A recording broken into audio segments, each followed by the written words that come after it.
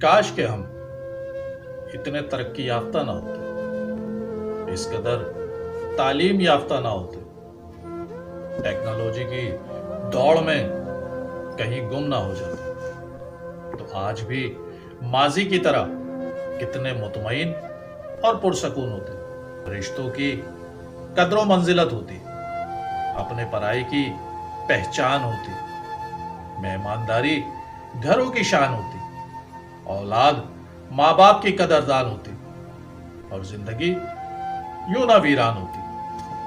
آج ترقی نے مہنگی کار تو دے دی، لیکن وہ گھر چھین لیے کہ جہاں لوگ آمد کے منتظر ہوا کرتے تھے، گھنٹوں بیٹھ کر باتیں کیا کرتے تھے، بنا کسی کی غیبت اور برائی کیے ایک دوسرے کے دکھ بانٹ لیا کرتے تھے۔ آج گھر تو بڑے بڑے ہیں، لیکن دلوں میں جگہ تنگ ہو گئی ہے، ایک دوسرے کے وجود سے لوگ جلد بیزار ہو جاتے ہیں، دلوں کا میل رویوں اور لہجوں سے چھلکنے لگتا ہے، ایک چھت کے نیچے بھی اجنبیت کا راج ہے، کبھی اتفاقاً سامنا بھی ہو جائے تو نظریں پہچاننے سے انکار کر دیتی ہیں۔ ٹیکنالوجی نے فاصلے تو ضرور کم کر دیے، مگر دلوں کو ایک دوسرے سے دور کر دیا۔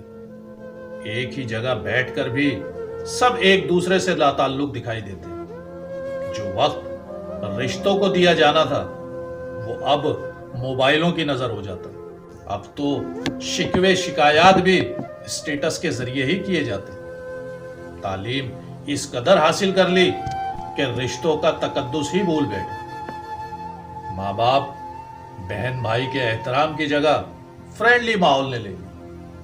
اب تو ماں باپ کو بھی یار کر کے مخاطب کیا جاتا ہے۔ روشن خیالی نے تمام حدود و قیود ختم کر دیے، باقی رہی صحیح کسر الیکٹرانک میڈیا نے پوری کر دی۔